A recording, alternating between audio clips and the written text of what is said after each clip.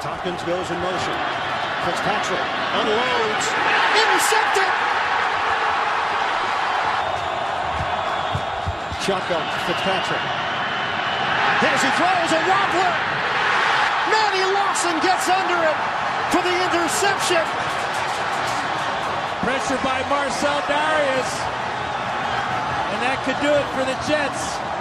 The Jets in desperation mode.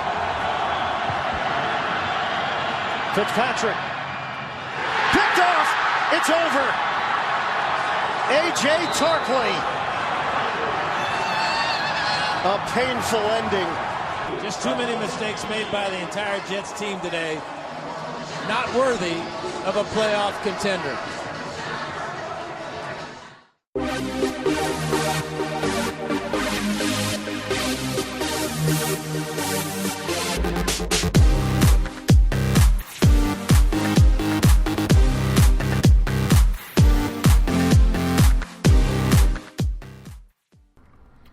A painful ending to a promising beginning of the Todd Bowles, Mike Maccagnan era in 2015, as the Jets lost in their final game of 2015 to the Buffalo Bills 22-17, the second time that they lost to the Bills last season by that same exact score. So after looking at the first 10 parts of the history of the Jets, starting with their rise in the AFL and their drafting of Joe Namath all the way up to the Rex Ryan and through the Rex Ryan era and the disappointment of how that ended after such a promising beginning. So you have Maccagnan and Bowles come in, and a new feeling among the people who pay attention to the NFL and even among the Jets fans. After the disaster that was the hiring of John Idzik, and the thought that he would eventually bring in a new coach and that he had any semblance of what he was doing, a lot of Jet fans felt betrayed. Not that they haven't or didn't feel betrayed before by the disasters that were the first 46 seasons after the AFL-NFL merger in 1970. Again, that's when I really put everything into context, because there were different rules in the AFL, and I'm not saying it was easy for the Jets to advance to the Super Bowl in 1968, but it's kind of unfair to compare that to what teams have to do now to make it to the Super Bowl with the merged league. So that's the only reason why I do that. I'm not really taking away anything that the Jets did by winning Super Bowl III, because it did have such a big part in NFL history. But again, I want to compare it to what's fair, and now there's a different series you have to go through to get to the Super Bowl. And starting with 1970 and the merger, I think that's the best way to compare it, where everybody has the same rules. So anyway, but I've already gotten into that. So now you have Maccagnan and Bowles come in, and you can tell by Todd Bowles, he's a no-nonsense guy that got results in Arizona. They had a great defense in 2014 that he built with help from other people in the Cardinals organization. And Maccagnan had proven himself in his role of drafting with the Texans, and everyone around the league knew that this was a football guy. And now this was completely different from what the Jets had done previously in hiring Idzik, who was a salary cap guy. He had some success with the Seahawks, but nobody really wanted to give him credit for how the Seahawks drafted, even though they did have a lot of success, obviously winning the Super Bowl and almost winning the Super Bowl a second time. But no one really could say Idzik had a lot to do with it. They just knew he played a minor part.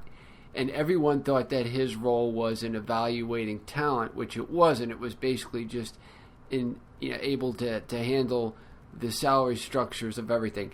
And you saw he did do a pretty good job with the Jets with that, as when he got fired at the end of the 2014 season, the Jets were in much better salary cap space. However, it didn't really take a genius to do that. A lot of the moves he made were pretty basic moves that pretty much anybody could have made, but Idzik himself really wanted to get the Jets under the salary cap with the hope of rebuilding this team through good free agent moves. But, when he was there, they didn't bring in anybody good. So it was a catch-22 with him. he totally destroyed the Jets fans' confidence in him, especially after that disaster of a press conference he had midway through the 2014 season. So this is what Jets fans were trying to get over when Bowles and Maccagnan were brought in. 2015 starts. Now, the best thing about 2015 was the Jets had the easiest schedule in the NFL, which showed as they were able to win 10 games playing the AFC South and the NFC East, two of the worst divisions that produced division winners that didn't even win 10 games. So, the way that Fitzpatrick played as a quarterback, when other people thought that he was just brought in in case anything happens to Geno Smith. And then you have the disaster of Smith getting into a fight with Enemkpali, breaking his jaw, and his season's derailed from the beginning, which put into question what kind of a quarterback is he if he could let one of his linebackers hit him, and the linebacker having the disrespect for hitting him just showed something about his leadership that really put a red flag up for the Jets front office. But given his chance, Fitzpatrick played well. Obviously, he set the Jet record for touchdown passes in a single season. He threw for the second most passing yards in Jet history, over 3,900. And for most of the season, Fitzpatrick came through in pretty clutch situations. Now, the Jets got off to a confusing 5-5 start where they lost to teams they shouldn't have lost to. They lost to the Eagles at home. They had a bad loss to the Raiders on the road, who the Raiders, were a good team, but they eventually were 7-9, and the Raiders lost to some bad teams last year too. So that Jet team that finished 10-6 should have beaten the Raider team. So those are the types of losses that the Jets had last year. You look at some of the quarterbacks the Jets lost to: Sam Bradford, Tyrod Taylor, Derek Carr, and T.J. Yates of Houston. Combined, they won 3 games in 2014 as starters, and they were all won by Derek Carr. Taylor didn't win any in 2014. Neither did Yates, and neither did Bradford. So losing to those quarterbacks who combined for 8 touchdowns and no interceptions in those games, all Jet losses, was a big part of, I think, even though the Jets won 10 games, you kind of got the feeling that they underachieved with the schedule that they had. But nonetheless, after they start 5-5, they go on a 5-game winning streak to set themselves up at 10-5 and in a position to make the playoffs when they lose in the final game of the year to the Buffalo Bills 22-17. And Fitzpatrick, which had a great year, self-destructs in the fourth quarter, throwing three interceptions, and the Jets find themselves on the outside looking in. So now you have the offseason of 2015 into 2016. There's the unknown about whether Fitzpatrick is going to come back. Mo Wilkerson, who got hurt in the final game of the 2015 season, his contract is up. Are the Jets going to sign him to a long-term deal, or is he going to play under the franchise tag? It goes down to the last second with Wilkerson, where if the Jets didn't sign him to a long-term deal, then he would be forced to play under the franchise tag or sit out, and the Jets come to a deal. But that kind of lingered through most of the offseason. And Fitzpatrick didn't sign until right at the beginning of training camp. So another distraction that the Jets dealt with all offseason when you wondered what exactly would happen. Now, to their credit, those were 2 very important things that worked out well for them. They didn't give too much money to Fitzpatrick. They didn't give him what he was looking for, which would have really, I think, been bad for them as far as salary cap and a bunch of other reasons to give in to a quarterback who really hasn't had consistency, which I think the Jets were looking for. So Fitzpatrick still knows that he's got a lot to prove. And with Mo Wilkerson, they get a guy who's going to be there for a while and one of the best defensive players in the NFL. So you know that they're set there, and it didn't destroy their salary cap. They can still re-sign Leonard Williams when he's up. They can still re-sign Sheldon Richardson when he's up, and not worry about losing some of the players that they've been drafting these last couple of years. They have a pretty good draft outside of maybe the question mark of taking Christian Hackenberg with the second pick in the 2016 NFL draft. They got a much-needed piece in the first round when they drafted Darren Lee, the speedy linebacker of Ohio State, where last year you saw a lot of the Jet losses. They lost because they had a hard time stopping speed backs, along with the fact that they lost to some bad quarterbacks.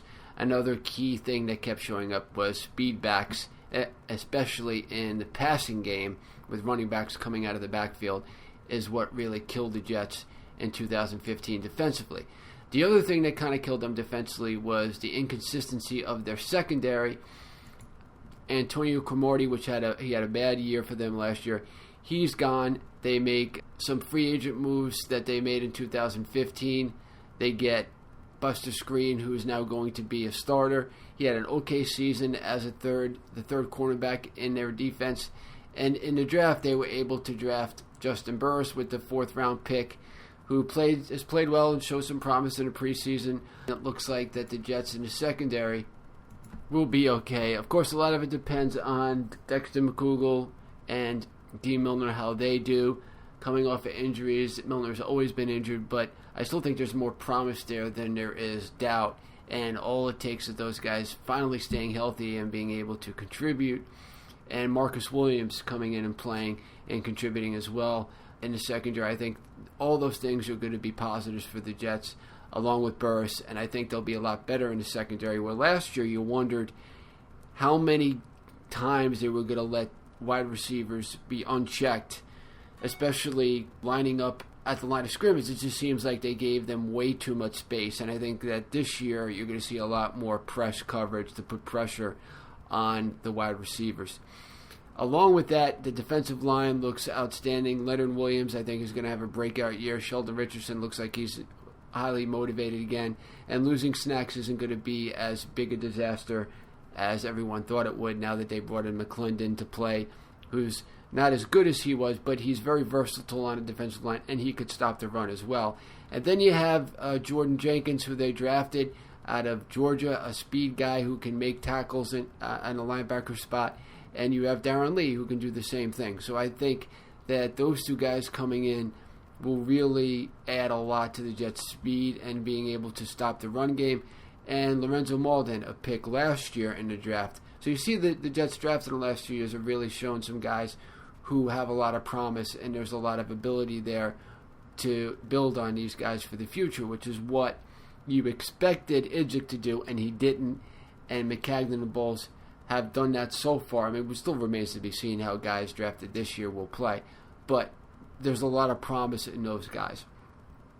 However, the one thing I look at with the Jets in 2016, I've said it in the preview I wrote, the Jets, I think, will get a great season out of Fitzpatrick. I think he's come into his own. I think he understands the offense. They have a lot of weapons. Decker, they got Matt Forte this year. They have Enunwa, who really had a breakout season last year toward the end of the year. I think those guys will produce and play well.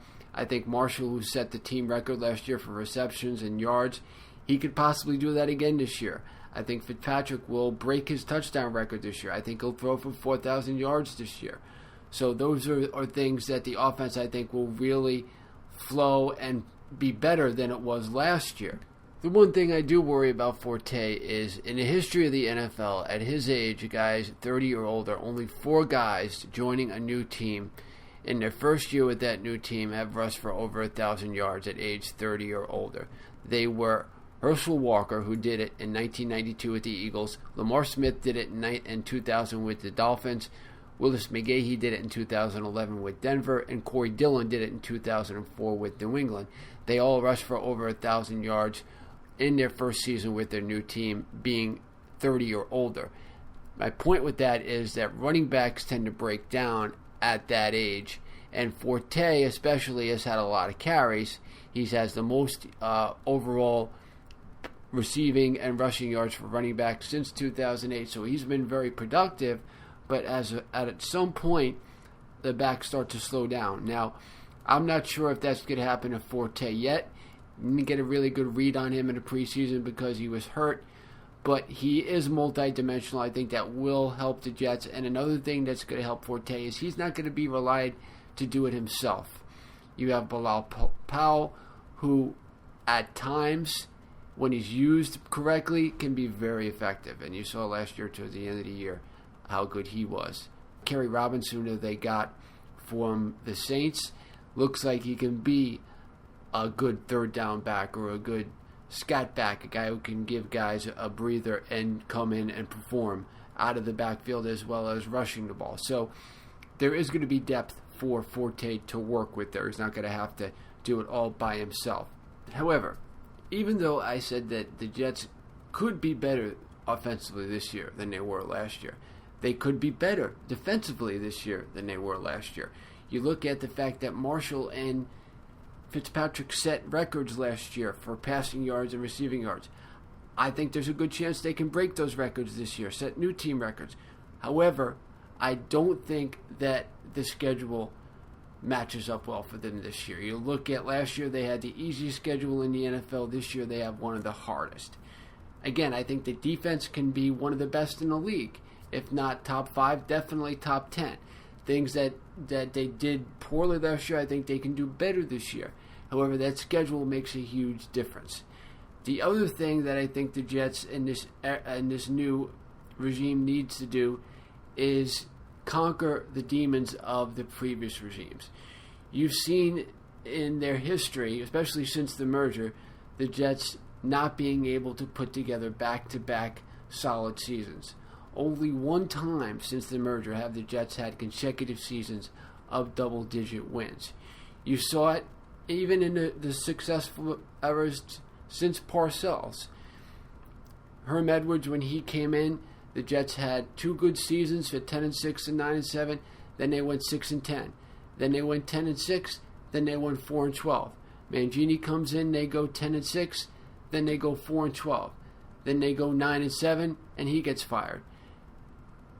Rex Ryan comes in, they go 9-7 first season, 11-5 second season. Then they get worse, 8-8, 6-10, 8-8, and then 4-12. So there has been no consistency as far as having a good year, making an impact, and continuing that. The Jets have struggled to do that with their previous regimes. I think that's the biggest thing that this new era of Maccagnan and Bowles need to do, because Jet fans expect it, I think. As much as they want this team to win, as soon as something starts to happen bad, here come the same old Jets, and here we go again.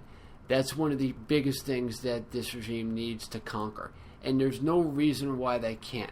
Like I said, you look at the talent, the Jets could separate themselves this year and be better offensively and defensively than they were last year. But can they beat teams that on paper are better than they are or just as good as they are? You look at the first 6 games of the season, that they're going to be probably the toughest first 6 games of any team in the league. They start off against the Bengals, who have been a perennial playoff team. They haven't won a playoff game, but they've been a perennial playoff team. Very hard to beat in week 1. In week 2, they travel to Buffalo. We don't have to talk about how bad they've been against the Bills recently. Last year, it cost them a playoff spot. They've lost 5 straight and 6 of 7 overall to Buffalo. Not to mention the fact that they are 3-8 all-time on Thursday nights, losing 5 straight, and 2-5 against the Bills all-time in prime time, where the Jets, by the way, are 36-50 all-time. This year, playing a number of primetime games. In week 3, the Jets travel to Kansas City. Now, they've lost 2 straight against the Chiefs by an average of 15 points per game. Overall, they've lost 5 straight and 9 of 11 against the AFC West. In week 4, they come home and play the Seahawks. Everyone knows how dominant the Seahawks have been the last 4 or 5 years, winning the Super Bowl in 2013, runner-up in 2014, which they should have won again, and last year losing in the divisional round. In week 5, the Jets travel to Pittsburgh, 1-9 all-time at Pittsburgh, 5-19 overall against the Steelers. And here's a note for when the Jets play at Kansas City, at Pittsburgh, and at Arizona. The Jets have lost 16 straight non-division road games against teams that had a 500 record or better at the time of the game or when the season ended, to give you an idea of how much the Jets have struggled against good teams. Now again, that is against teams that had a 500 record or better at the time of the game or when the season ended. Now I needed to qualify that because sometimes you play a team at the beginning of the year that's struggling, and at the end of the year they turn out to be a really good team. Just like you might have vice versa, where a team wasn't that was good at the beginning of the year, but then they struggled toward the end of the year. At one point, they were good, whether it was at the beginning of the year or at the end of the year. A perfect qualifier for that, I'll give both examples. Last year, the Jets played the Raiders. The Raiders were 3-3 at the time of their game, so they were at 500 or better. They wound up finishing the season 7-9. In 2011, the Jets played the Philadelphia Eagles, who at the time the Jets lost to them were 6-8, but they finished the season at 8-8. So again, were 500 or better at the time of the game or when the season ended. Because like I said, a team might not be that good when they're playing them, but when the season ends, they're a very good team and a playoff team. Just like vice versa, you might have a team that was really good when the Jets played them, but then maybe fell apart toward the end of the year. So you wanted to show both things. My point is that the Jets have struggled against teams that were good at one point that year that they played them. And that's what that note shows perfectly. 16 straight losses against non-division opponents on the road, against teams that had a winning record at the time of the game or when the season ended. So that's my worry going into this season, is that those first 6 games at Kansas City, at the Steelers, at the Cardinals, at Buffalo, home to the Seahawks and the Bengals are going to be incredibly tough games, and the Jets need to prove to their fans and to the media and everyone else that this new era can beat those teams, and when the money's on the line, we're not going to see the same struggles we've seen in the last number of years, which are when the Jets play teams that are at their talent level or better, you figure that most of the time they're going to lose. I think this Jet team is good enough to overcome that. However, they need to prove that. And until they prove that, it's something that I can't give them. So that's why I think in doing my analysis of this season, seeing and anticipating how much they're going to struggle early on, I don't like the fact that they're going to be able to win more than 6 or 7 games because of that. Say at the absolute best case scenario, the Jets win 2 of those first 6 games, which I think would be pretty good for them. Their last 10 games, they play the Patriots twice. They play 5 of their division games then. They play at San Francisco, with their 1-4 all time. We've already discussed the fact that they have a hard time winning road games against non-division opponents. So it's not like they have gimmies the last 10 games of the year. Yeah, it's going to be a lot easier, but they also play the Ravens, who they've only beaten once in their history. So it's not like after the first 6 games, they're going to automatically win their last 10 games. And even if they start off 1-5, they'll finish 11-5. It's not going to be that way. You figure at best the last 10 games of the season, the best you can expect is 7 wins, and that's really giving them a lot. Say they go 2-4 and then 7-3, we're still talking about a 9-7 team. Who knows if that's going to be good enough to make the playoffs when last year 10-6 wasn't. Look, I don't want to be Debbie Downer. I don't want to put cold water on the face of optimistic Jet fans going into this year. The little hope that I hold out for those who like the Jets is the fact that this new regime in Bowles and Maccagnan, I think the Jets finally got it right. So